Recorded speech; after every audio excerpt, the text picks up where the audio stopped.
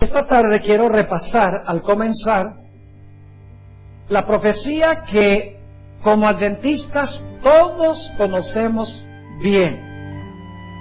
La profecía de Daniel, el capítulo 7. Y no voy a estudiar todos los detalles de Daniel 7, porque quiero especialmente llegar a la parte final de esta magnífica profecía. Así que la primera parte del capítulo solamente vamos a repasar. Y ustedes me van a ayudar. En Daniel 7 tenemos 4 bestias. La primera bestia es un león. Ahora díganme ustedes, ¿qué representa el león? Eso estuvo débil. Deben estar fuertes después de haber comido. ¿El león representa qué reino? Mejor, Babilonia. Luego tenemos un oso. ¿El oso representa qué reino?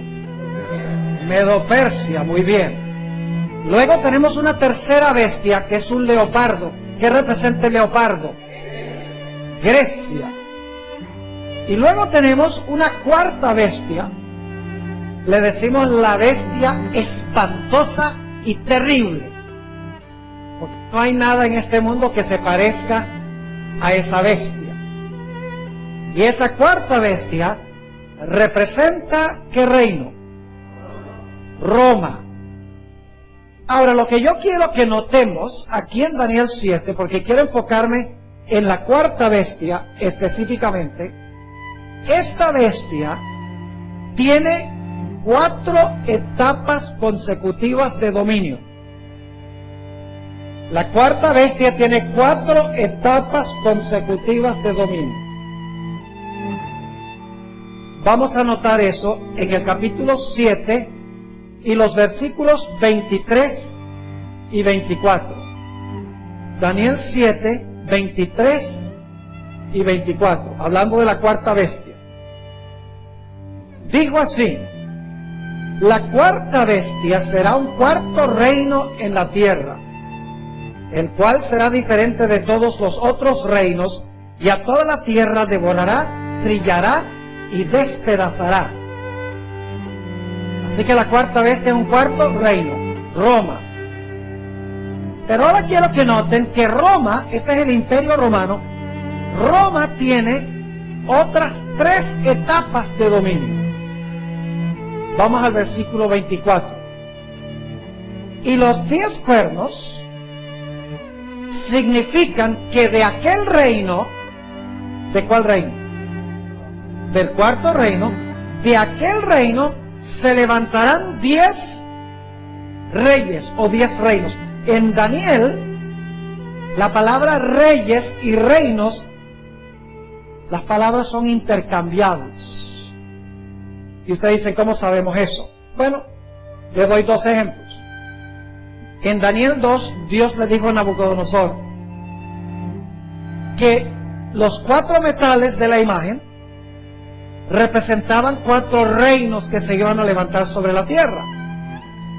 Pero cuando Dios le explicó a Nabucodonosor en cuanto al reino de él, el reino de oro, Dios le dijo a Nabucodonosor: tú eres aquella cabeza de oro. Pero luego, en el siguiente versículo dice: pero después de ti se levantará otro reino. ¿Captaron el punto? Dios le dice a Nabucodonosor: tú eres la cabeza de oro, después de ti se levantará otro reino. Así que Nabucodonosor tenía un ¿qué? Un reino. La cabeza de oro es Nabucodonosor y su reino. Aquí estas 4 bestias también representan 4 reinos. Y ustedes dicen, ¿cómo sabemos eso? Noten Daniel 7 y el versículo 17. Daniel 7 y el versículo 17. Estas 4 grandes bestias son 4 ¿qué? Reyes que se levantarán en la tierra. Las 4 bestias son 4 ¿qué? Reyes. Y algunos dicen, pero pastor, usted dijo que eran reinos. Lo que pasa es que reyes y reinos es intercambiable. Fíjense el versículo 23, para que vean que la cuarta bestia es un reino y no solo un rey. Dice, digo así, la cuarta bestia será un cuarto reino en la tierra. Es decir, que las bestias representan reyes que gobiernan sobre reinos. Ahora, volviendo a Daniel 7:24, tenemos esta cuarta bestia, y luego de la cabeza de esta cuarta bestia salen 10 ¿qué? 10 cuernos, y los 10 cuernos representan 10 reinos. Muy bien, 10 reinos. Ahora yo pregunto, ¿esta bestia existía antes que le salieran los cuernos? Pues es lógico. ¿Cómo puede decir que de aquel reino se levantan 10 reinos si el reino no existe todavía? Es decir, el reino existe por un tiempo solo. Luego después, ese reino le salen 10 cuernos. Es decir, Roma iba a ser ¿qué cosa? Dividida. Y Roma fue dividida. Las tribus bárbaras invadieron el Imperio Romano del Norte, se parcelaron lo que antes había sido el Imperio Romano, y como resultado tenemos los países de Europa hoy en día, cada uno con su cultura y cada uno de esos países con su idioma particular, porque Roma, lo que había sido el Imperio Romano, fue dividido, exactamente como dice aquí. Así que llevamos 2 etapas hasta ahora. Tenemos la bestia sola, luego la bestia con 10 cuernos, que es Roma dividida, pero ahora quiero que noten que hay una tercera etapa. Sigamos en el versículo 24. Los 10 cuernos significan que de aquel reino se levantarán 10 reyes o reinos, y tras ellos se levantará otro. Pregunta, ¿ese cuerno pequeño se levantó en la cabeza de esa misma bestia? Sí, claro que sí. En la cabeza se levantan 10, y luego entre los 10 se levanta ¿qué? 1. ¿Son todas etapas de la cuarta bestia? Sí, porque los cuernos, los 10 salen en la cabeza del cuarto reino, y el pequeño también. Así que dice, se levantará otro, el cual será diferente de los primeros, y a 3 reyes derribará. ¿Cuántas etapas llevamos hasta ahora? 3. Tenemos la bestia sola, el Imperio Romano. Segundo lugar, Roma cuando se dividió. En tercer lugar, Roma gobernada por el cuerno pequeño. Ahora, ¿por cuánto tiempo gobernó el cuerno pequeño? Vamos al versículo 25. Versículo 25. Dice, y hablará, hablando del cuerno, hablará palabras contra el Altísimo, y a los santos del Altísimo quebrantará. Y ahora esta es la parte que vamos a hablar más adelante. Y pensará en cambiar los tiempos y la ley, y serán entregados en su mano hasta tiempos y la mitad de un tiempo. ¿Cuánto tiempo iba a gobernar el cuerno pequeño? Tiempos y la mitad de un tiempo. ¿Cuánto es eso? Tiempo es un año. ¿Recuerdan que en Daniel 7 Dios le dijo a Nabucodonosor, 7 tiempos pasarán sobre ti?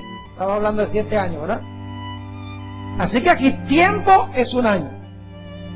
Tiempos, cuando en hebreo se usa la palabra en plural y no se pone un número, significa 2.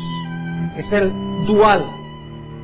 Tiempo 1, tiempos 2 y medio tiempo, medio año. ¿Cuántos años tenemos? 3 años y medio. Pero en las profecías, el año bíblico tiene ¿cuántos días? 360. Eso lo pueden ustedes comprobar bíblicamente, de que el año bíblico tiene 360 días. A veces como adventistas lo asumimos, ¿sí? ¿Y por qué? Bueno, porque sí. Hay 3 formas de comprobarlo. ¿Quieren que las comparta? ¿O tienen apuro? Número 1. En la ley de Moisés claramente se dice cuánto tiempo debía durar el luto para un muerto. En algunos versículos de la ley mosaica dice que el luto debía durar un mes, mientras que en otros textos dice que debía durar 30 días. Busquen los textos, lo van a conseguir. Es decir, el luto debía durar un mes, que otros textos dicen que son 30 días. Vamos a nuestra segunda forma de comprobarlo. Génesis 7 y el versículo 11. Génesis 7 y el versículo 11. 7:11. Dice aquí, hablando de la fecha cuando se inició el diluvio, el año 600. ¿Qué año?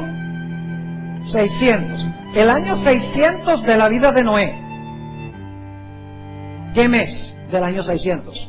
En el mes segundo, a los 17 días del mes, aquel día fueron rotas todas las fuentes del grande abismo y las cataratas de los cielos fueron abiertas. El diluvio comenzó en el mes 2, día 17, año 600. Ahora vamos a Génesis 8 y el versículo 3 y 4. Génesis 8 y el versículo 3 y 4. Dice: y las aguas decrecían gradualmente de sobre la tierra, y se retiraron las aguas al cabo de 150 días. ¿Cuántos días? 150 días. Las aguas decrecieron, dice, se retiraron las aguas al cabo de 150 días. Ahora el versículo 4. ¿Cuántos son 150 días? Y reposó el arca en el mes séptimo, a los 17 días del mes, y todavía es el año 600 de la vida de Noé. Ahora ustedes díganme, ¿cuánto tiempo hay entre el mes segundo y el mes séptimo? Ustedes no están conmigo. ¿Sí? ¿Sí están? El diluvio comenzó el mes segundo. Las aguas decrecieron hasta el mes séptimo.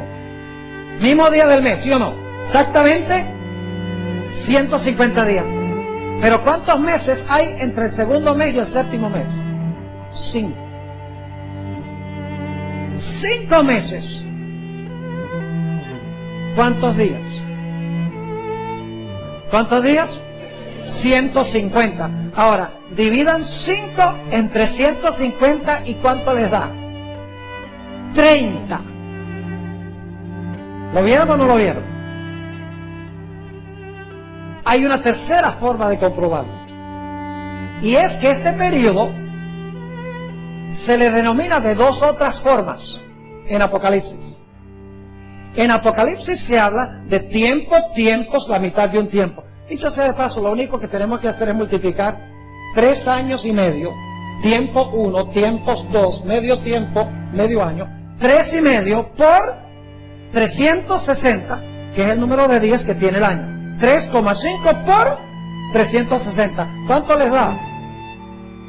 1260 días. En el libro de Apocalipsis se mencionan 1260 días. ¿Sí? ¿Sí se menciona 1260 días como el tiempo que la iglesia tuvo que huir? Claro que sí.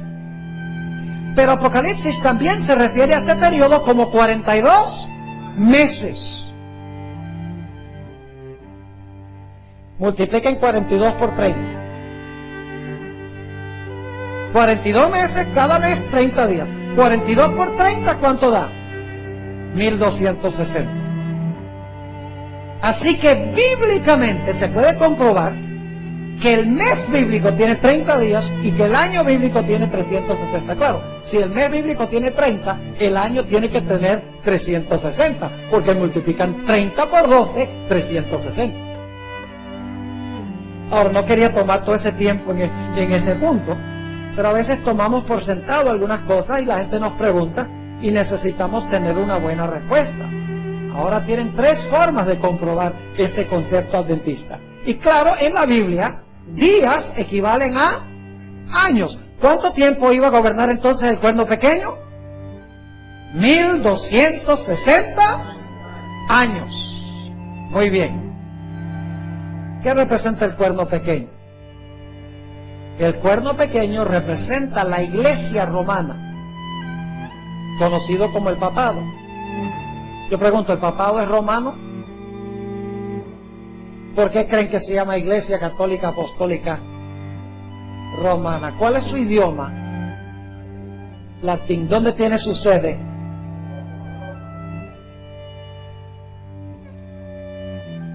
Romana. Es una extensión del Imperio Romano. Allí se orinó y allí se perpetuó.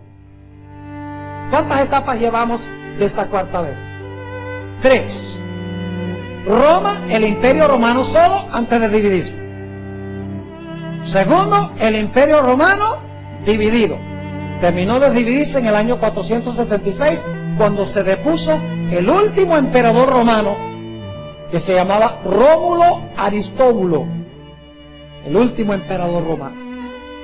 Luego, cuando se dividió Roma, viene la tercera etapa, que es la etapa de la iglesia romana. ¿Y cuánto tiempo duró? 1260 años. Pero ahora escuchen bien. En Daniel 7 hay una cuarta etapa, pero está tácita, está sobreentendida. No sale claramente en Daniel 7 la cuarta etapa. Según leen Daniel 7, dice que el cuerno pequeño va a ser el poder que va a gobernar el mundo antes que Jesús venga. El poder que va a dominar el mundo cuando Jesús regrese a aquel planeta va a ser el cuerno pequeño. Ahora escuchen bien. Si ese es el caso, yo pregunto, ¿tiene que recuperar el cuerno pequeño su poder?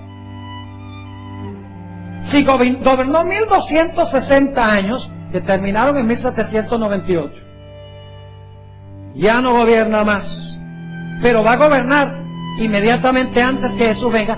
¿Tiene el cuerno pequeño que recuperar su dominio de nuevo? Claro, la cuarta etapa es cuando el cuerno pequeño recupere su dominio. Ahora escuchen, lo que está implícito en Daniel 7 está claramente explicado en Apocalipsis, el capítulo 13. Porque en Apocalipsis 13 dice que la bestia, que es lo mismo que el cuerno pequeño, ¿qué recibió al terminar los 42 meses? Recibió una herida mortal. Se le quitó su poder al terminar los 42 meses. Pero luego dice que su herida mortal fue ¿qué? Sanada, y se maravilló todo el mundo en pos de ¿qué? En pos de la bestia. El cuerno pequeño o la bestia tiene ¿cuántas etapas de dominio el cuerno pequeño? 2. Durante los 1260 años y cuando recupere su poder de su herida mortal. En otras palabras, en Daniel 7 tenemos 4 etapas de la cuarta bestia. El Imperio Romano gobernando solo, el Imperio Romano dividido, la primera etapa del cuerno pequeño o de la Iglesia Romana. La Iglesia Romana recibe una herida mortal, de eso vamos a hablar en nuestro penúltimo tema de esta semana, el miércoles en la noche. Viene un periodo en que este poder no domina, pero luego su herida mortal es sanada, y tenemos una segunda etapa del cuerno pequeño de la Iglesia Romana, que es la cuarta etapa de esta cuarta bestia. Ahora quiero que notemos 2 características que se mencionan en cuanto a lo que hizo este cuerno pequeño durante los 1260 años. Volvamos a Daniel 7 y el versículo 25. Daniel 7 y el versículo 25. Dice allí, hablando de este cuerno, y hablará palabras contra el Altísimo. En Apocalipsis dice que hablaba blasfemias contra el Altísimo. ¿Sabe lo que es blasfemia según la Biblia? Según la Biblia, blasfemia es cuando un mero hombre se declara a Dios Y cuando un mero hombre dice que tiene poder para perdonar pecados, eso es blasfemia, según la Biblia. Es decir, tiene que tener un sistema que dice que tiene al representante de Dios en la tierra y que dice que tiene poder para perdonar pecados. Esas no son las características que quiero especialmente desarrollar. Sigue diciendo, y pensará. En inglés, he will think. No lo va a hacer.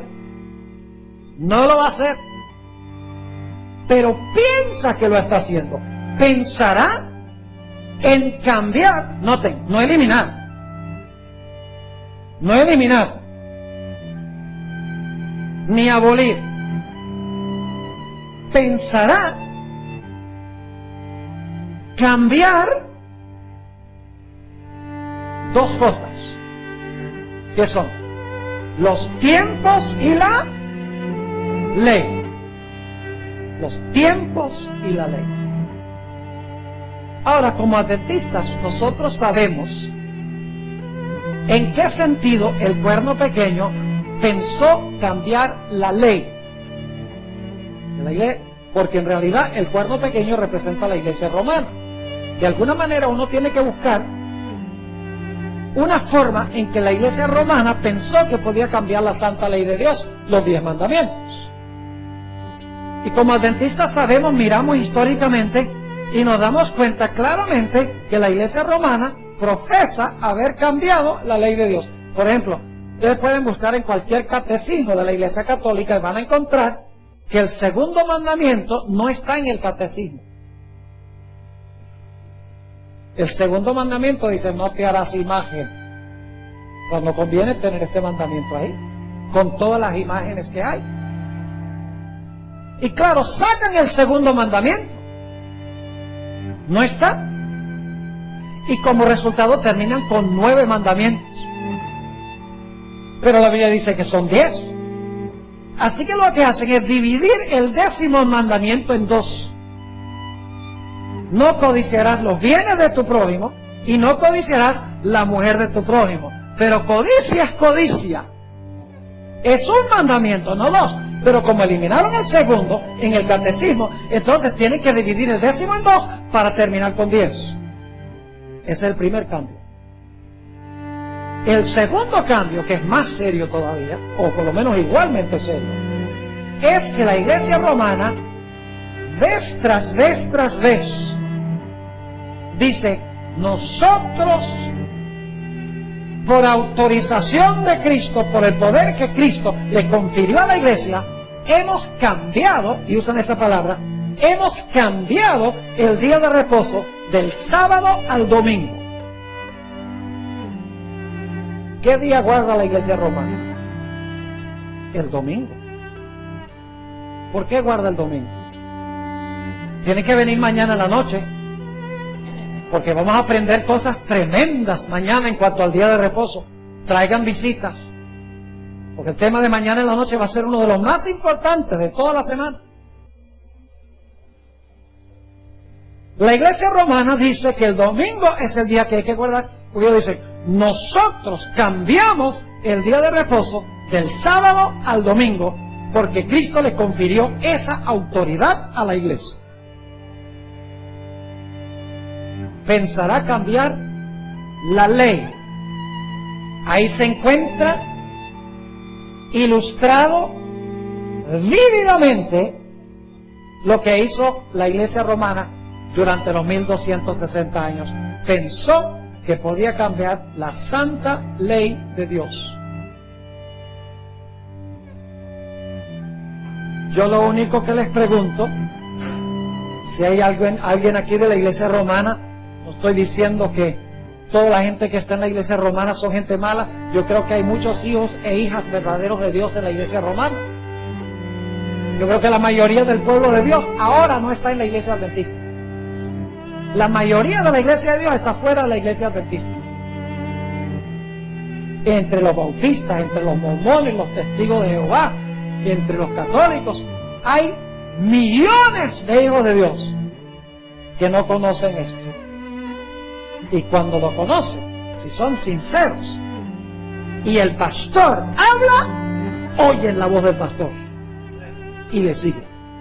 Y estoy del pastor, no estoy hablando de este pastor, estoy hablando de Jesús, el buen pastor. Miles de personas, miles de pentecostales están empezando a guardar el sábado, porque lo ven en la Biblia. Miles de pentecostales están empezando a interpretar las profecías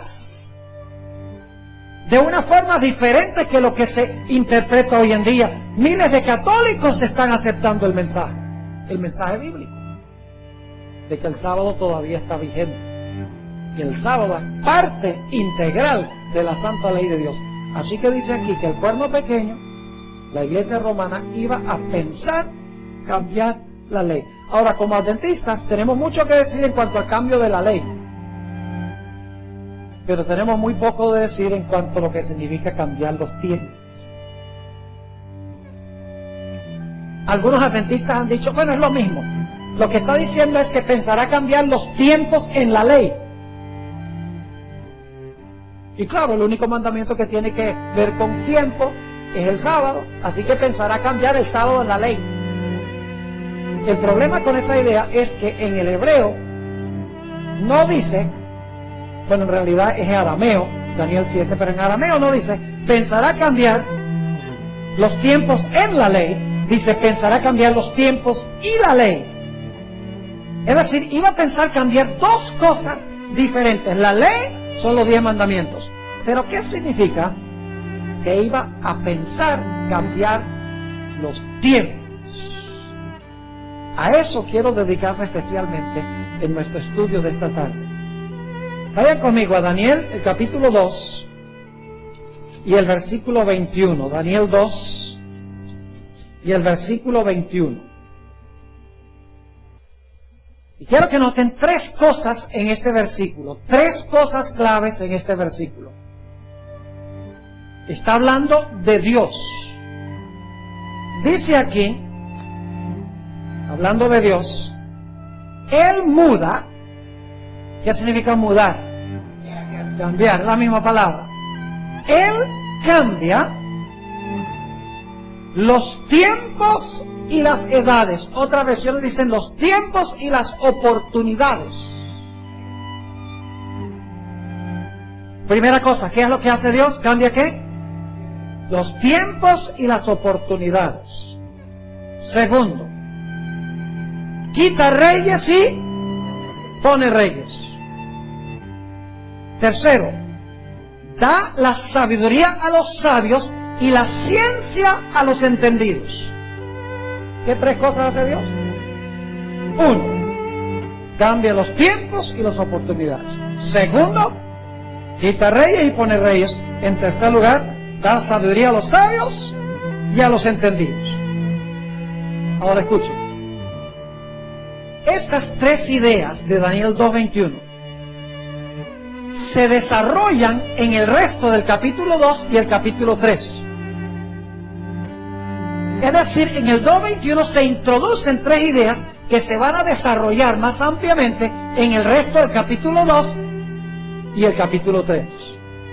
Pero se van a desarrollar no en este orden, sino que se van a desarrollar en orden inverso. Es decir, en vez de desarrollarlas en el orden en que están aquí, que es Dios cambia los tiempos y las oportunidades, Dios quita reyes y Dios pone reyes, y Dios da sabiduría a los sabios y a los entendidos, en vez de desarrollarlo de esa manera, va primero a empezar a hablar de dar sabiduría a los entendidos, luego va a explicar quita reyes y pone reyes, y luego de último va a explicar cambia los tiempos y las oportunidades. Vayan conmigo a Daniel 2:23 para que vean cómo se desarrolla la primera idea. 2:23. Aquí Daniel está orándole a Dios, agradeciéndole porque Dios le mostró el sueño y lo que significaba el sueño del rey Nabucodonosor. Dice, a ti, oh Dios de mis padres, te doy gracias y te alabo, porque me has dado ¿qué? ¿Qué es lo que da Dios según la tercera frase que vimos? Oh, da sabiduría a los sabios, dice, porque tú has dado sabiduría y fuerza y ahora me has revelado lo que te pedimos, pues nos has dado a conocer el asunto del rey. ¿Dónde se ilustra esa frase que Dios da sabiduría a los entendidos o a los sabios? Se ilustra en el hecho de que Dios le dio a Daniel el sueño y lo que significaba el sueño. Una ilustración práctica. Ahora vamos a Daniel 2, 37 y 38 para ver la segunda frase. Quita reyes y pone reyes. Dice en el versículo 37, tú, oh rey, eres rey de reyes, porque el Dios del cielo te ha dado reino, poder, fuerza y majestad. Y donde quiera que habitan hijos de hombres, bestias del campo y aves del cielo, Él los ha entregado en tu mano y te ha dado el dominio sobre todo. ¿Por qué era rey Nabucodonosor? Porque Dios lo puso en el trono. Ahí se ilustra la segunda frase. Y no solo allí, sino en el resto de esta visión, se ilustra que Dios pone reyes y quita reyes, porque Dios dice, y después de ti voy a poner otro reino, Medo-Persia, y después de ese reino voy a poner a otro, Grecia, y después de ese va a poner a otro. Es decir, el que controla quién va a reinar soy yo. Dios quita reyes y pone reyes. Y Dios le dio a Daniel sabiduría y entendimiento para saber el sueño del rey y lo que significaba el sueño del rey. Ahora, ¿qué de la tercera frase de que Dios cambia los tiempos y las oportunidades? La palabra tiempos se usa allí. ¿Qué significa eso? Vamos a mirar el marco del capítulo 3. Cuando Dios le mostró a Nabucodonosor esa estatua, cabeza de oro, vientre, pechos de plata, vientre de bronce, piernas de hierro, pies de hierro mezclado con barro, una roca que pegó en los pies de la imagen, desmenuzó todo, se formó una montaña y el reino de Dios cubrió toda la tierra para siempre. Nabucodonosor, cuando escuchó eso, no le gustó lo que Dios le mostró. Yo soy nada más la cabecita de oro. ¡Ah! No, señor. Mi reino no va a ser sucedido por otros reinos. Mi reino va a ser eterno. ¿Y cómo lo expresó Nabucodonosor? En el capítulo 3 mandó a hacer una estatua toda de oro de cabeza a pies. ¿Qué estaba diciendo Nabucodonosor? Estaba diciendo, la historia profética no se va a cumplir como dice Dios, sino que la historia profética se va a cumplir como digo yo. Lo que está tratando de hacer Nabucodonosor es cambiar el calendario profético de Dios, la forma en que se va a desarrollar la historia de las naciones. Él está diciendo, la profecía no se va a cumplir como dice Dios, la profecía se va a cumplir como digo yo. En ese sentido, Nabucodonosor está tratando de cambiar los tiempos y las oportunidades que Dios ha establecido en su calendario profético. Está tratando de cambiar la profecía, en otras palabras. Ahora, examinemos un poquito más detenidamente esta palabra tiempos. Lo que quiero mostrarles es que la palabra tiempos y también la palabra oportunidades tiene que ver con los eventos que Dios ha establecido que se van a cumplir en el orden que Él dice, con los poderes que Él dice, con las personas que Él dice, durante los periodos de tiempo que Él dice y en los lugares donde Él dice. Es decir, la palabra tiempos se refiere a los eventos que Dios ha colocado en su calendario profético. En alguna forma, entonces, el cuerno pequeño iba a intentar cambiar ¿qué cosa? El calendario profético de Dios, tal cual Nabucodonosor intentó cambiar el calendario profético de Dios que Dios había dado en Daniel 2. De alguna forma iba a intentar cambiar las profecías, el calendario o los eventos proféticos que Dios ha delineado. Ahora vamos a ver un poco más detenidamente esa palabra tiempos en varios textos bíblicos. Vamos a Daniel 4 y el versículo 25. Daniel 4 y el versículo 25. Está hablando de la locura de Nabucodonosor. Y entre las grandes lecciones que Dios le enseñó a Nabucodonosor fue el vegetarianismo. Porque dice la Biblia que salió 7 años a comer hierba. Y fíjense que a los 7 años se le aclaró la mente.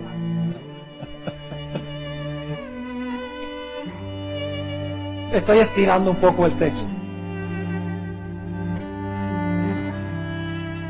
Daniel 4:25.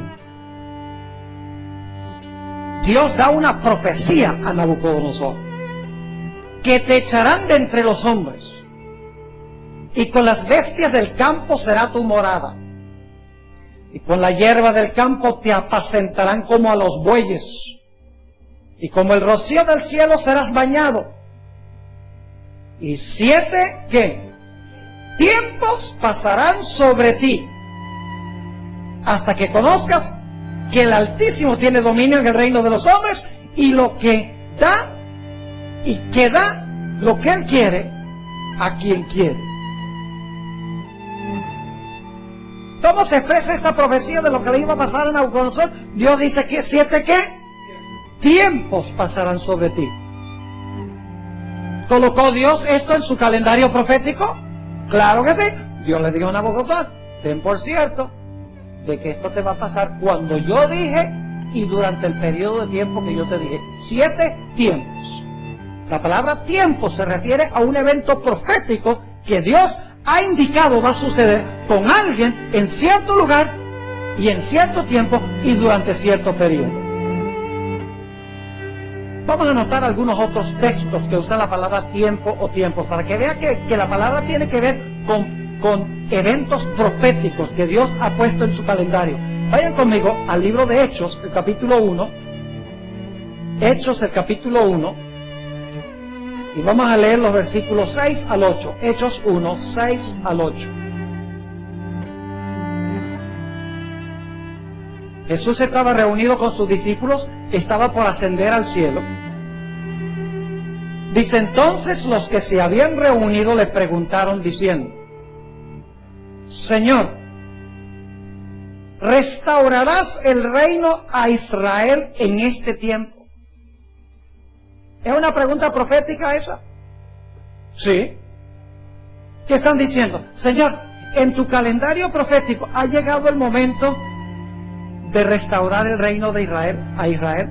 Es decir, ¿es el momento ahora de restaurar el reino? ¿Y qué le contestó Jesús? Versículo 7. Y les dijo: no os toca a vosotros saber los tiempos o las sazones, otras versiones dicen oportunidades, que el Padre puso en su sola potestad. ¿Qué está diciendo Jesús? Está diciendo: Dios no ha revelado el momento en que va a pasar esto. Él lo tiene en su calendario profético, pero no ha escogido revelarlo. No es para ustedes saber los tiempos o las oportunidades que Dios tiene bajo su control. Notan aquí, mis hermanos y hermanas, que la palabra, la expresión tiempos y oportunidades tiene que ver con eventos que Dios ha colocado en su calendario. Ha llegado el tiempo, Señor, de restaurar el reino de Israel. Jesús dice: no es para ustedes saber los tiempos y las oportunidades que están solo bajo el control de Dios. Dios no ha revelado ese evento profético si ahora es el tiempo o no. La expresión tiempos y oportunidades se refiere a un evento profético en el calendario de Dios. Vamos a Primera de Tesalonicenses, el capítulo 5 y el versículo 1. Primera de Tesalonicenses, el capítulo 5 y el versículo 1. Otra vez, hablando de eventos proféticos, dice, Primera de Tesalonicenses 5, 1 y 2. Pero acerca de los tiempos y de las ocasiones, no sé por qué se traduce de una forma distinta, son las mismas palabras griegas de Hechos 1 y el versículo 6 y 7. Es la palabra cronos y la palabra kairos. pero lamentablemente los traductores lo traducen diferente en cada lugar y uno nunca sabe que es la misma palabra en el idioma original. Pero acerca de los tiempos y de las ocasiones, no tenéis necesidad, hermanos, de que yo os escriba. Y fíjense que después de hablar de tiempos y oportunidades, no necesito escribirles en cuanto a tiempos y oportunidades. Ahora vamos a encontrar que el apóstol Pablo va a hablar de eventos proféticos, va a hablar del cierre de gracia y de su venida. Versículo 2, porque vosotros sabéis perfectamente que el día del Señor vendrá así como ladrón en la noche. Que cuando digan paz y seguridad, entonces vendrá sobre ellos destrucción repentina, como los dolores a la mujer encinta, y no escaparán. ¿Está hablando el apóstol Pablo de eventos proféticos aquí? Claro que sí.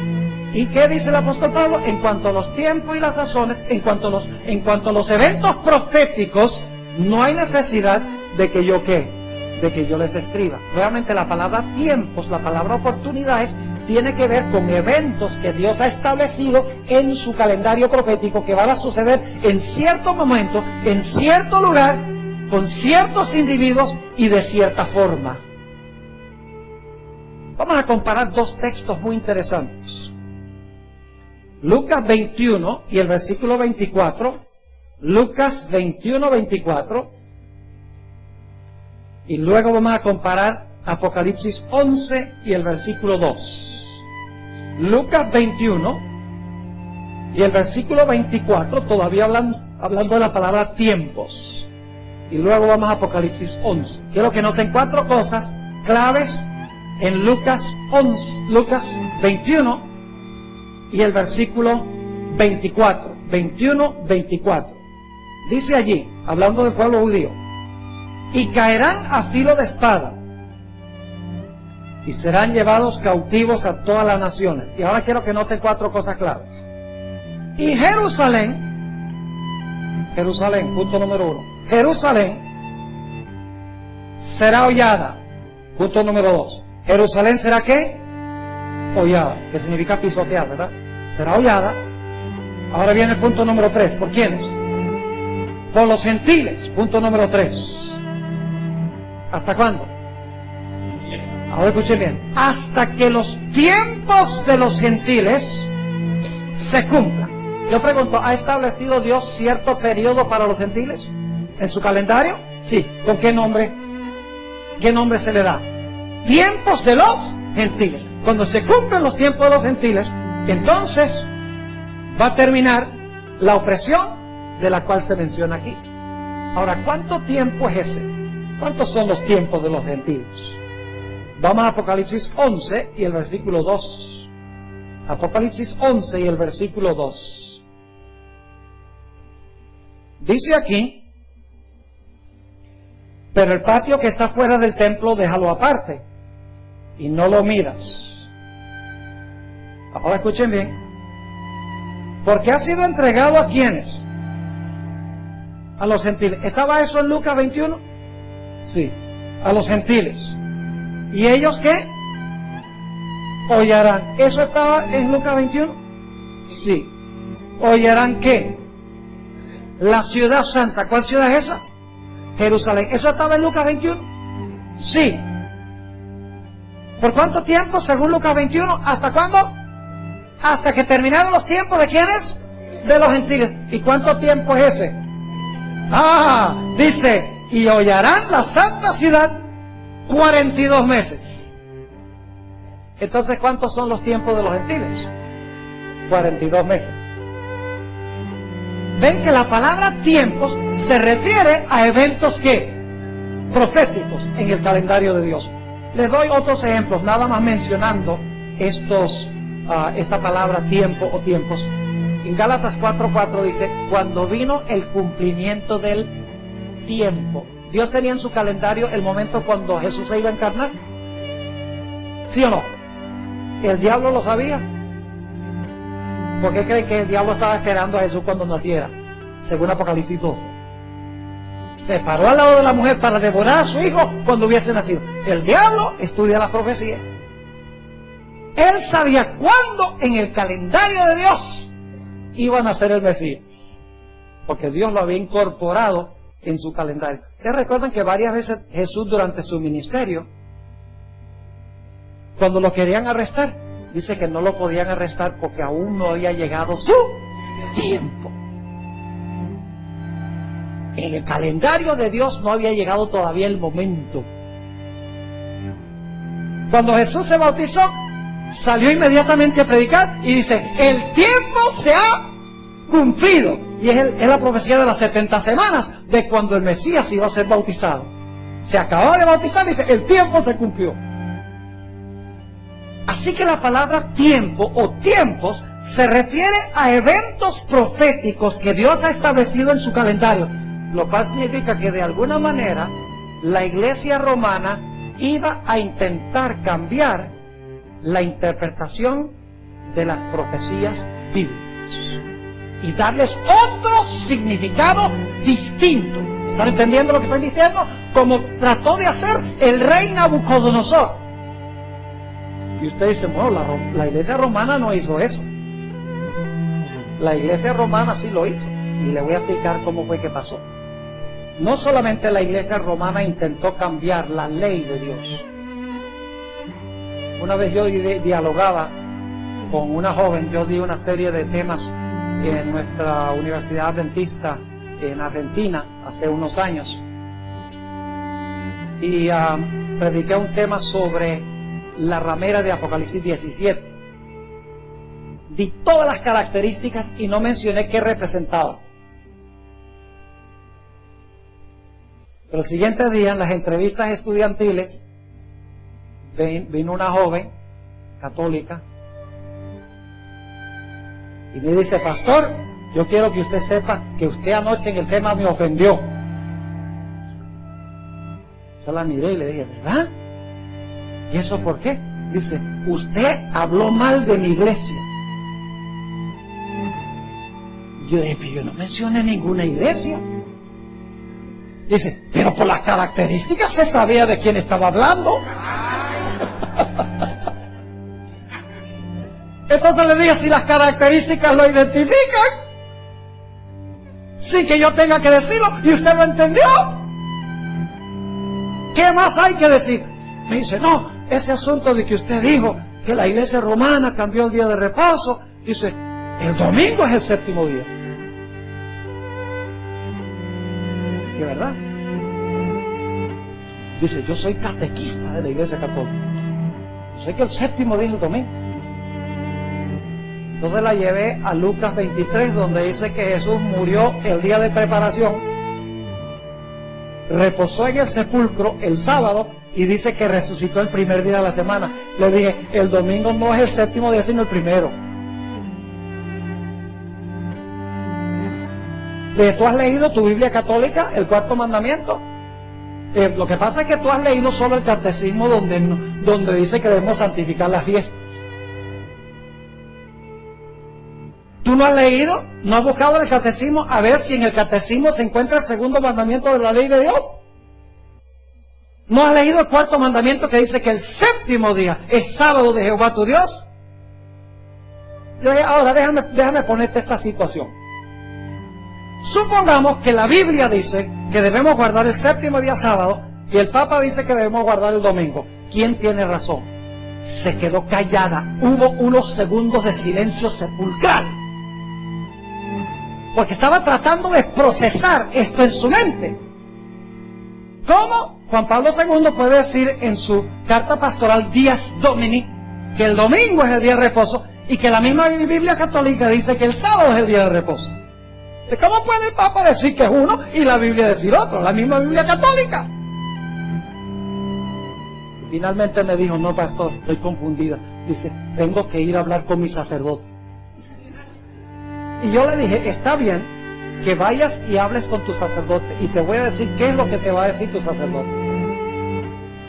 Te va a decir que la iglesia, por autoridad que Jesús le confirió a la iglesia, cambió el día de reposo del sábado al domingo. Y luego le dije, ¿crees tú que el hombre tiene el derecho, o algún sistema religioso en el mundo tiene el derecho, de meter su mano en la ley de Dios que fue escrita con el mismo dedo de Dios y cambiar lo que Dios estableció. Se quedó mirándome y me dijo, no, yo tengo que ir a hablar con él. Le habla con él, pero guíate por la Biblia, porque con la Biblia puedes estar segura. Cuerno pequeño pensó que podía cambiar la ley de Dios, pero dice también los tiempos. Y dice, ¿cómo es que la iglesia romana pensó que podía cambiar el calendario profético de Dios? Les explico. En el año 1517 se levantó un gran reformador con el nombre de Martín Lutero. Y Martín Lutero comenzó lo que se conoce como la Reforma Protestante, cuando clavó sus 95 tesis en la puerta de la Catedral de Wittenberg, 31 de octubre de 1517. Allí comenzó la Reforma Protestante. Lutero fue seguido por otros expositores, Juan Calvino, Ulrico Zwinglio, más adelante por Wesley, por grandes reformadores que trataron de traer a la iglesia de regreso a la Sagrada Escritura. Estos reformadores estudiaban las profecías y demostraron bíblicamente que la iglesia romana que existía en sus tiempos era el cumplimiento de las profecías bíblicas en cuanto al cuerno pequeño, en cuanto a la bestia, en cuanto a la ramera, en cuanto al hombre de pecado. Porque imagínense, ellos conocían, leían Daniel 7, y decían Daniel 7, Babilonia, Medo-Persia, Grecia, Roma se dividió en 10, y luego después de Roma se dividió, ahí debemos buscar el anticristo. Y estaban viviendo en ese tiempo. Habla blasfemias contra el Altísimo, dice que tiene a Dios en la tierra y que tiene poder para perdonar pecados, dice que persigue a los santos, pero la Inquisición. Y pensaron que podían cambiar la ley y podían verlo patente en sus días, y apuntaron a todas estas profecías y dijeron, estas profecías se cumplen en la iglesia romana, y como resultado miles y miles de personas empezaron a abandonar a la iglesia romana y a unirse al protestantismo. Es más, países enteros como Holanda se unieron a la causa protestante. Y la iglesia romana estaba perdiendo no solo adeptos, sino que estaban perdiendo países enteros como resultado de la interpretación de las profecías de los reformadores protestantes. Por eso la iglesia romana dijo, nosotros tenemos que hacer algo para contrarrestar esto, porque si no contrarrestamos esto, vamos a perder todo. Y por lo tanto, se levantó en la iglesia romana un individuo, y cuando yo menciono el nombre ustedes van a saber exactamente quién es, porque lo han oído mencionar montones de veces, un hombre llamado San Ignacio de Loyola.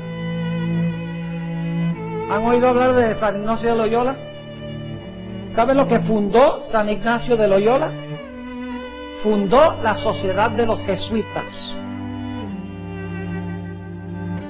la Sociedad de Jesús, en el año 1534. El propósito de Loyola, según lo dice él mismo, fue ponerse al servicio de la iglesia romana para extirpar la reforma protestante. Por si acaso alguno no lo cree, cuando uno visita la Basílica de San Pedro en Roma, el Vaticano, uno entra por esa inmensa puerta de ese edificio monstruoso, grandísimo. Entra uno y lo primero que cautiva los ojos es una ventana, un vidrio que queda en la parte de adelante de esa basílica, donde se encuentra un sol inmenso allá adelante, enfrente de la cátedra o de el trono papal, que no se usa ese trono, pero es ceremonial. Donde quiera que uno mira en el Vaticano, hay soles por todas partes. Hay soles en el arte, hay soles en las copas, hay soles en las paredes, hay soles en las ventanas. Es soles por todas partes. Y eso lo heredaron de Roma pagana. El día del sol se convirtió en el día de la resurrección. De ahí entró el domingo a la iglesia cristiana. No entró porque Cristo le dio permiso a la iglesia de cambiar el día. Entró directamente a través de Constantino, del paganismo. Y entonces los cristianos dijeron, para ganar a los paganos, podemos cambiar el día al domingo. Ellos pueden entonces guardar el día en honor al Dios Sol y nosotros en honor al resucitado. No está muy lejos de lo que muchas veces estamos haciendo hoy en día. Decimos, si podemos adoptar la música del mundo, podemos alcanzar a los del mundo.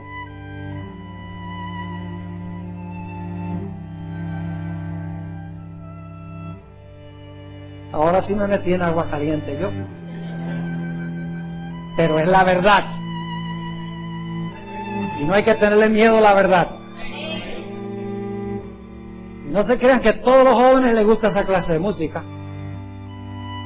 Yo prediqué hace 2 fines de semana en un congreso de jóvenes en el sureste de California. Más de 500 jóvenes y jóvenes adultos. Jóvenes bien vestidos en el culto. Cantando himnos, con piano. A mí me parece que algún día van a tener que dejar de imprimir el himnario, porque el himnario ya no se usa. Y tiene himnos hermosos, tiene himnos majestuosos, que cuando usted canta todas las estrofas tiene un argumento. Pero nos hemos olvidado tanto de nuestras raíces en tantas cosas, hermanos, porque hemos querido ser como las otras naciones. Queremos crecer numéricamente. Pero muchas veces el crecimiento numérico no está en armonía con el crecimiento espiritual de la iglesia. Dios quiere ambas clases de crecimiento, pero no quiere crecimiento numérico a expensas del crecimiento espiritual. Cuando uno entra por la nave central de la basílica, más o menos 2/3 partes de la distancia hasta el frente, al lado izquierdo, hay una estatua de San Ignacio de Loyola. Es una estatua que me cautivó, me quedé mirándola como 5 minutos. Me atrajo más la atención que la estatua de Júpiter, de San Pedro. Porque esa estatua de San Pedro antes era de Júpiter. Sencillamente la metieron ahí. Dijeron, Júpiter es Pedro. Y de tanto besarle el dedo gordo en un pie, ya se le acabó el dedo. Ahí pasé como por 30 segundos, miré eso ya, porque lo había visto en foto. Pero me cautivó la estatua de San Ignacio de Loyola. Se encuentra Loyola allí con los cánones de la Iglesia Católica, que son las leyes de la Iglesia Católica. Tiene debajo de su pie la cabeza de un protestante y le está aplastando la cabeza. Esa era la intención de la Sociedad de Jesús, acabar con el protestantismo. Y como vamos a ver en nuestro tema, más hablaba como dragón, acabar con los principios sobre los cuales fue edificado este país, los Estados Unidos de América. Ese es su blanco. Porque no puede ver el absolutismo de la Edad Media sin deshacerse del sistema representativo y la separación de iglesia y Estado que existe en este país. De la Sociedad de Jesús salieron 2 grandes eruditos. Estamos hablando de cómo la iglesia romana intentó cambiar los tiempos. Ahora, agárrense del asiento, porque lo que viene ahora es increíble. Dicho sea de paso, si alguno aquí lee inglés, en nuestro website, que es secretsunsealed.org, secretsunsealed.org, van a encontrar toda la documentación de lo que yo les estoy diciendo esta tarde, con mucho más detalle, con pie de página. Hay como 150 pies de página de diferentes autores, de explicaciones. Es un documento de 47 páginas que estoy sintetizando esta tarde. Bien documentado lo que les voy a decir ahora. secretsunsealed.org. Se levantó de la Sociedad de Jesús poco después que se estableció un erudito que se llamaba Luis de Alcázar, de la Universidad de Sevilla, en España. Y Luis de Alcázar empezó a analizar las profecías de Daniel y de Apocalipsis, primordialmente las profecías de Daniel, pero también tocó sobre Apocalipsis.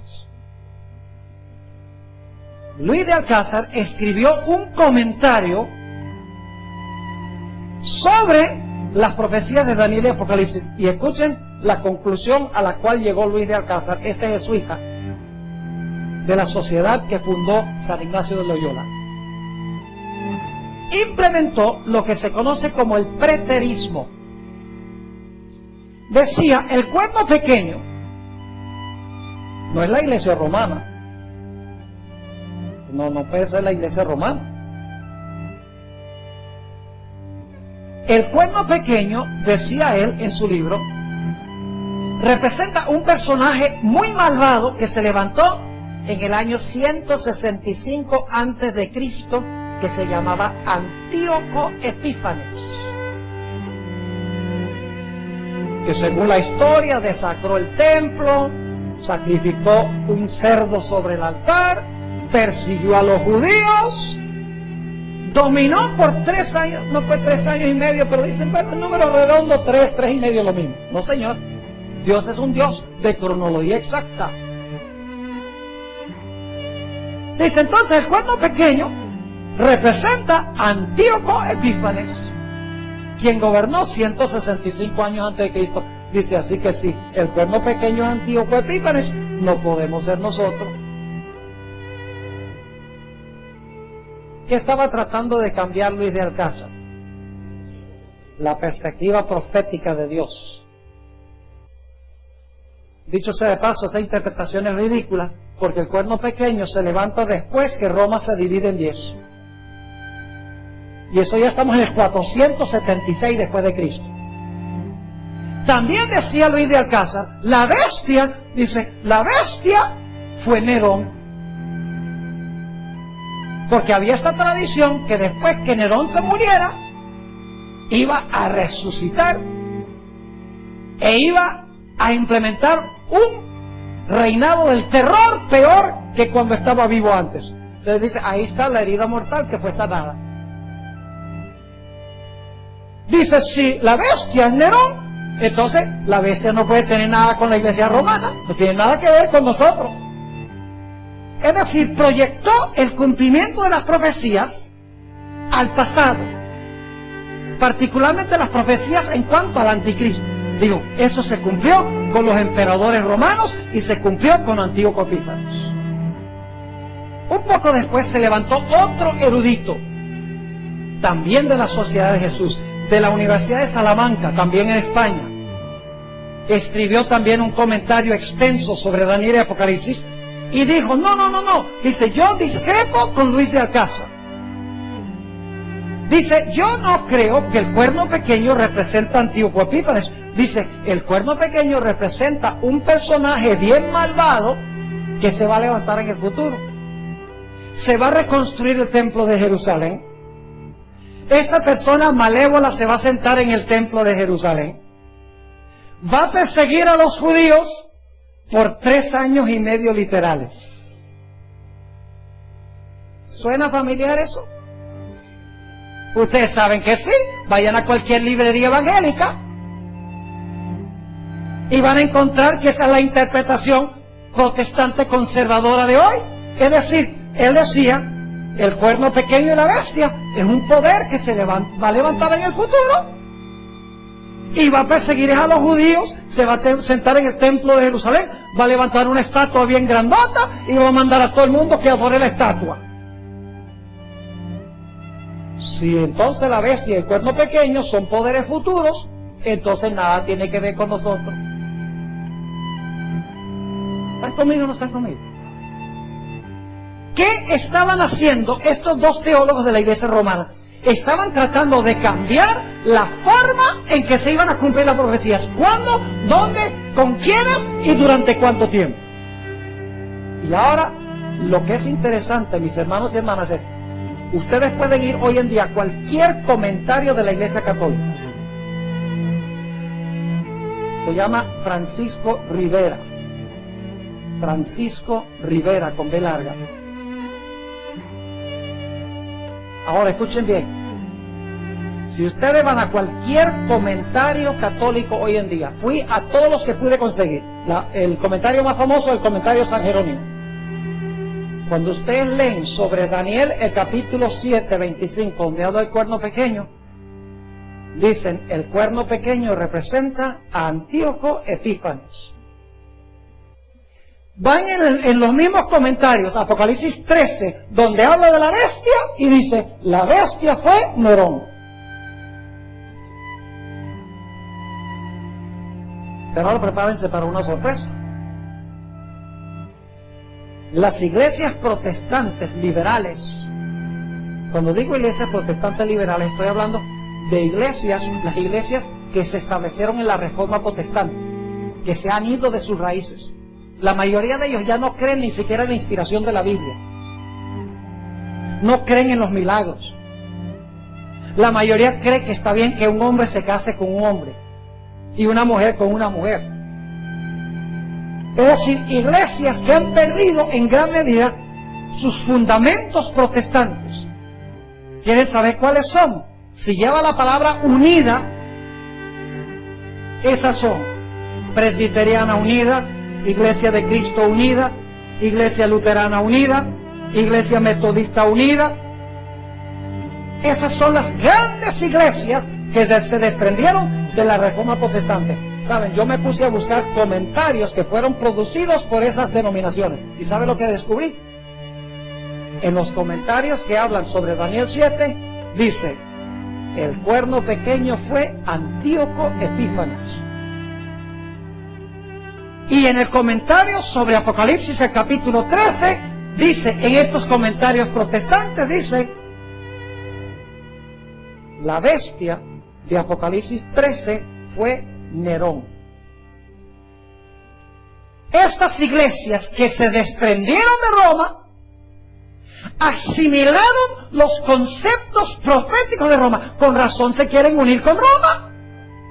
Con razón la iglesia luterana dijo: no, es que la división que se creó por allá en el año 1517 nunca debería haber sido, porque los católicos y nosotros estamos de acuerdo en la justificación por la fe. Claro que iban a pensar eso, porque han perdido su interpretación profética. Pero ¿saben lo que es interesante? Ustedes pueden ir hoy a cualquier librería evangélica.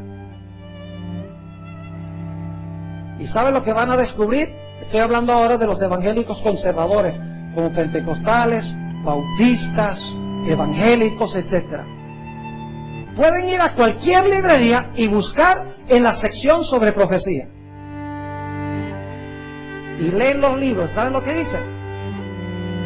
El cuerno pequeño y la bestia representan un personaje malévolo que se va a sentar en el templo de Jerusalén.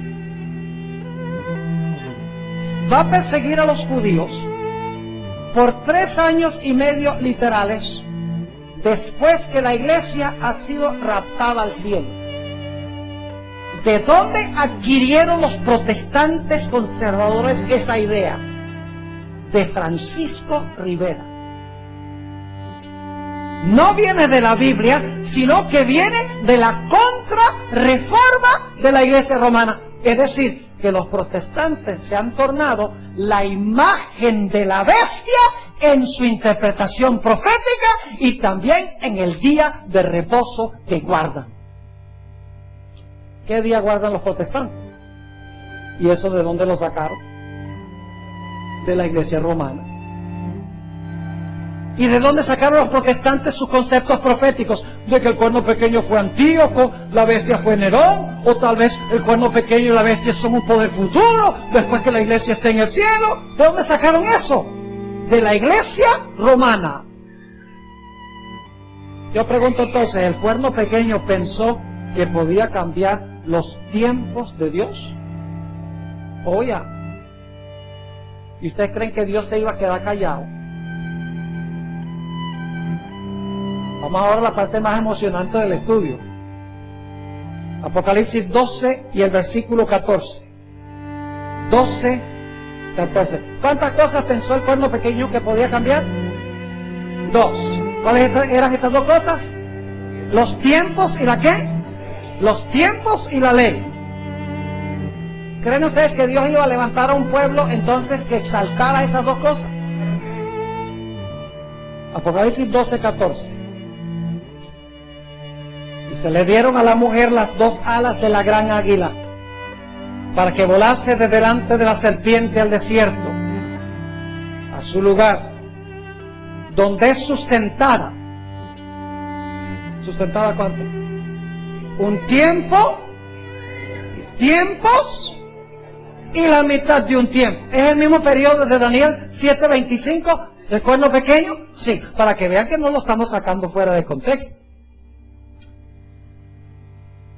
Ahora, ¿qué intentó hacer el cuerno pequeño durante este periodo que la iglesia estaba huyendo? Pensó que podía cambiar ¿qué? Los tiempos y la ley. Ahora, al terminar este periodo, Dios levantó un pueblo también con 2 características. Apocalipsis 12, 17. Entonces, el dragón se ¿qué? Entonces el dragón se llenó de ira contra la mujer. ¿Qué representa el dragón? El diablo. Se llenó de ira contra la mujer. ¿Qué es la mujer? La iglesia. Y se fue a hacer guerra contra el resto de la descendencia de ella. ¿Cuántas características tiene? 2. Los cuales guardan los mandamientos de Dios. Ahora yo pregunto, cuando dice que guardan los mandamientos de Dios, ¿se está refiriendo al hecho de que ellos van a guardar los mandamientos que el cuerno pequeño pensó que podía cambiar? ¿Ah, no? Es decir, Dios está diciendo, después de los tiempos, tiempo y mitad de tiempo, yo voy a levantar a un pueblo que guarda los mandamientos de Dios. Es decir, no reconoce el cambio en la ley. Ustedes dicen, bueno, pero en Daniel dice, pensará cambiar la ley, y aquí dice, guardarán los mandamientos. Hermanos y hermanas, ley y mandamientos son intercambiables. Vayan conmigo rápidamente a Romanos 13. Romanos el capítulo 13. Y quiero mostrarles que estas palabras son intercambiables. Romanos el capítulo 13.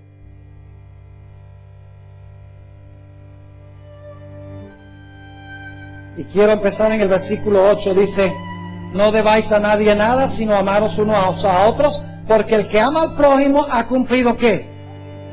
La ley. ¿Cuál ley? Sigamos leyendo. Porque no adulterarás, no matarás, no hurtarás, no dirás falso testimonio, no codiciarás, y cualquier otro mandamiento, ¿cualquier otro qué? Mandamiento. En esta sentencia se reúne, amarás a tu prójimo como a ti mismo. El amor no hace mal al prójimo, así que el cumplimiento de la ley es el amor. Yo pregunto, ¿se usan intercambiablemente la palabra ley y la palabra mandamiento? Sí, Señor. Así que Dios dice, hay un poder que dijo que podía cambiar la ley, ahora yo voy a levantar un pueblo que guarda los mandamientos de Dios. Ah, pero hubo un segundo cambio. Pensó que podía cambiar ¿qué cosa? No solo la ley, sino los tiempos. ¿Tiene una segunda característica el pueblo de Dios? Oye, Apocalipsis el capítulo 12, 17 dice, los que ¿qué? Guardan los mandamientos de Dios y tienen el testimonio de Jesucristo. ¿Será que el testimonio de Jesucristo tiene el propósito de corregir el cambio en los tiempos? Ahora, ¿qué es el testimonio de Jesucristo? El testimonio de Jesucristo, vamos a leerlo, Apocalipsis 19:10. Apocalipsis 19 y el versículo 10 dice: y yo me postré a sus pies para adorarle. Y él me dijo: mira, no lo hagas. Yo soy consiervo tuyo y de tus hermanos que retienen el testimonio de Jesús. Adora a Dios, porque el testimonio de Jesús es el espíritu de la profecía. ¿Qué levantó Dios en el pueblo remanente después del tiempos y la mitad de un tiempo? Después de 1798, levantó un pueblo que tiene el testimonio de Jesucristo, que es ¿qué cosa? El espíritu de profecía. ¿Y qué más? Levantó un pueblo que guarda ¿qué? Todos los mandamientos de Dios. Ahora usted dice: pastor, usted está diciendo entonces que el testimonio de Jesucristo fue dado para corregir el cambio en los tiempos. La respuesta es sí, y déjeme explicarles cómo. Elena G. de White fue levantada por Dios después del año 1798. Se levantó un pueblo, el pueblo adventista, que enseña que hay que guardar toda la ley de Dios, incluyendo el mandamiento del sábado. Pero Dios levantó en ese pueblo también a una persona llamada Elena G. de White, que escribió un libro muy interesante que se llama El conflicto de los siglos. ¿Cuántos han oído hablar del conflicto de los siglos? ¿Cuántos han leído el conflicto de los siglos? De tapa a tapa. Se bajaron unas manos, pero rapidito. Hay que leerlo. Ese libro, escuchen bien, ese libro, El conflicto de los siglos, es una corrección de los conceptos falsos proféticos que se están proclamando en el mundo religioso de hoy. El conflicto de los siglos presenta una perspectiva historicista de las profecías. Es decir, interpreta las profecías como las interpretaba Lutero, Calvino, Zwinglio, Wesley, los fundadores de estas iglesias. Lo interesante es que si estos reformadores resucitaran hoy, se volverían a morir de un infarto. Porque sus iglesias hoy no enseñan nada como ellos enseñaban antes. Hace 200 años todo el mundo entendía las profecías como nosotros, los adventistas. Pero durante los últimos 200 años ha habido un cambio. No tengo tiempo para hablar de todos los detalles sobre el cambio, pero ha habido un cambio radical en la forma de interpretar las profecías. Dios levantó a Elena G. de White para escribir el libro El conflicto de los siglos, porque ahí está la interpretación correcta, bíblica, de las profecías. Ella identifica quién es la bestia, identifica qué es la imagen de la bestia, identifica quién es la segunda bestia, identifica qué es la marca de la bestia, identifica qué es el sello de Dios, identifica qué es el vino de Babilonia, identifica todas las características de las profecías desde una perspectiva bíblica correcta. Es decir, Dios la levantó para corregir los falsos conceptos proféticos que se estaban proclamando después de que se levantaran los reformadores protestantes. Ahora quiero concluir mencionando esto. El diablo no se va a quedar con los brazos cruzados. Si él piensa que puede cambiar los tiempos y la ley, y Dios después de ese periodo levanta un pueblo que guarda los mandamientos de Dios y tiene el don de profecía para explicar las profecías como son, el diablo no se va a quedar con los brazos cruzados. Él va a tratar de contrarrestar al pueblo que guarda los mandamientos de Dios, y va a querer contrarrestar también, ¿qué cosa? La interpretación profética de ese remanente. ¿Y saben cómo Satanás va a atacar la ley? Lo pueden leer en Apocalipsis 13. Dice que va a imponer, ¿qué cosa? La marca de la bestia. ¿Qué es la marca de la bestia? A ver, adventista, ustedes deben saber eso. ¿Qué es la marca de la bestia?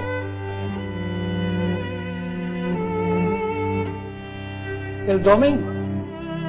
Yo pregunto, ¿el domingo es el cambio en la ley? Entonces, ¿qué es lo que se va a poner al final de la historia? El cambio en la ley.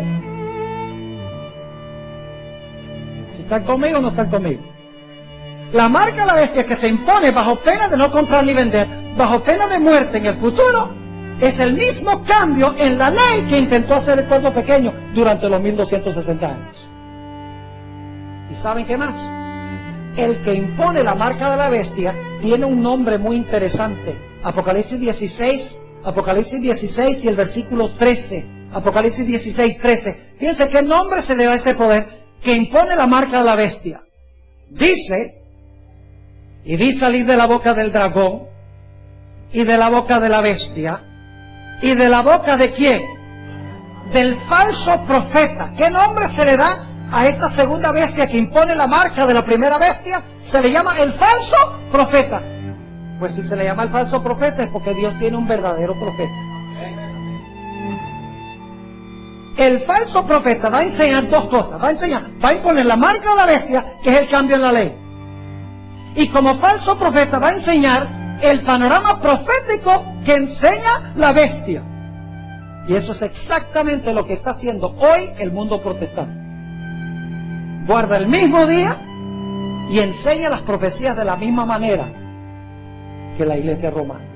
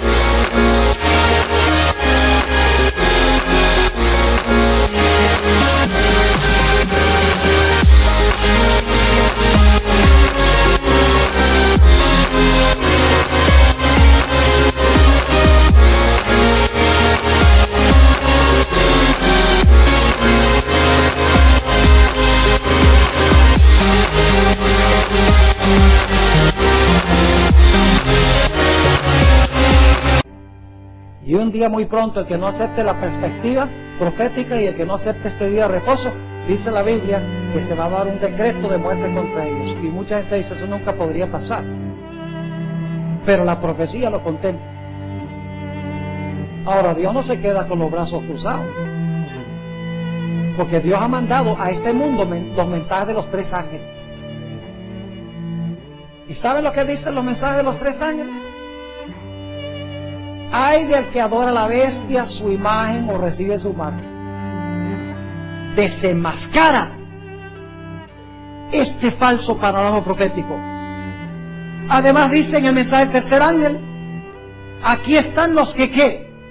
Los que guardan los mandamientos de Dios. Y además el mensaje del primer ángel dice, adorad a aquel que hizo el cielo, la tierra, el mar y las fuentes de las aguas. Es decir, adora al Creador, cuyo señal es el sábado.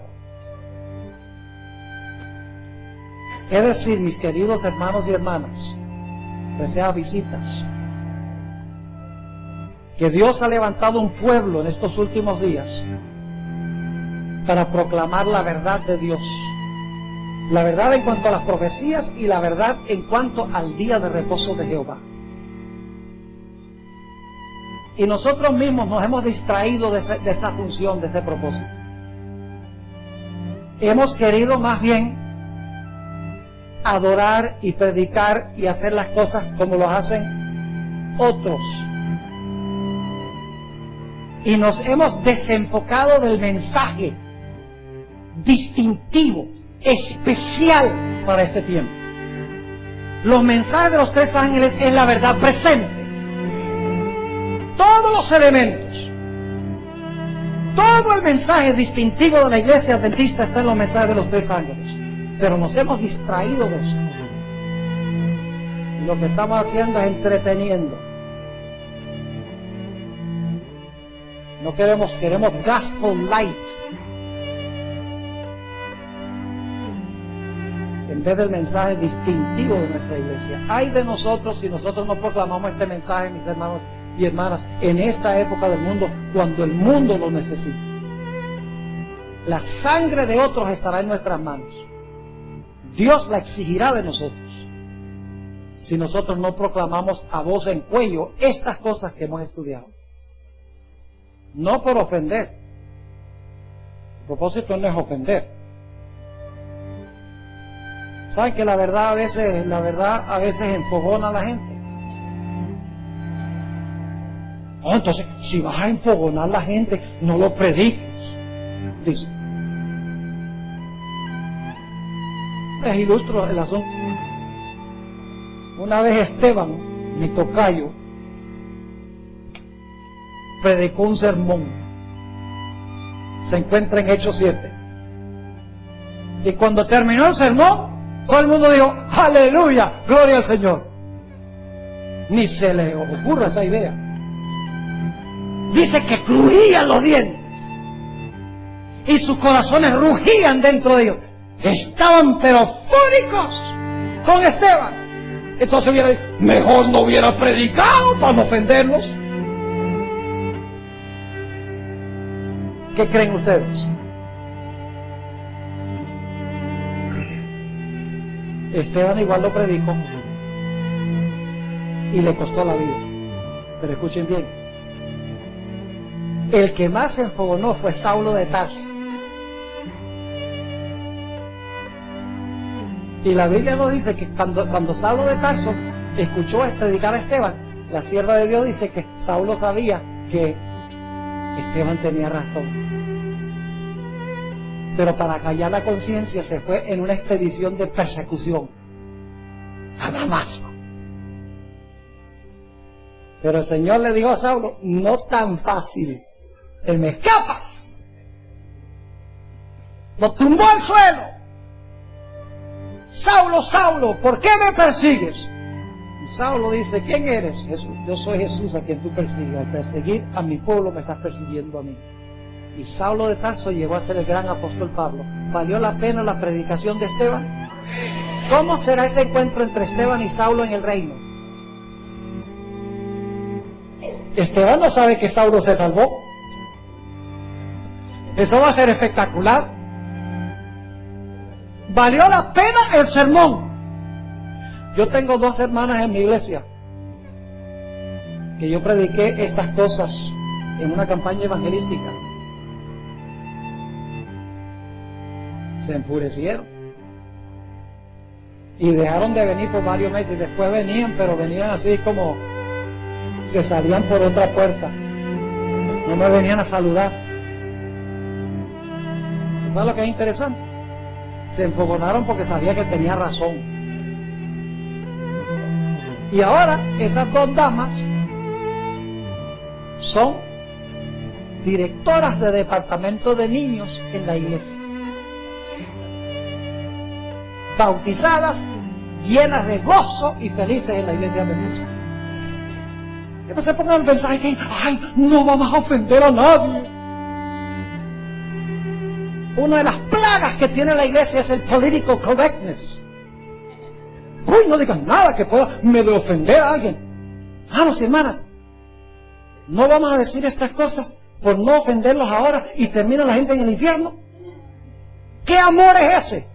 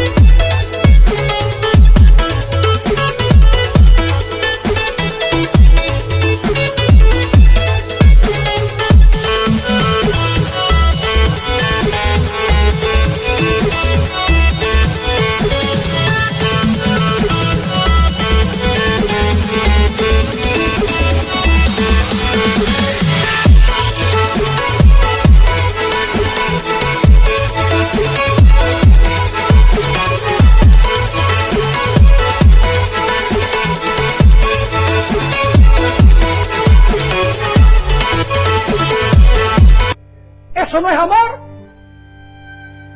Y la gente algún día nos va a decir, si no compartimos, ¿por qué no nos dijiste esta gran verdad que ustedes tienen? ¿Por qué la ocultaron?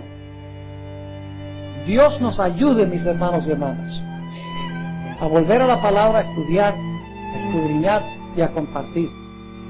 La hermana White dijo que de todos los libros que ella escribió, el que más quería que se distribuyera entre el público no adventista es El conflicto de los siglos.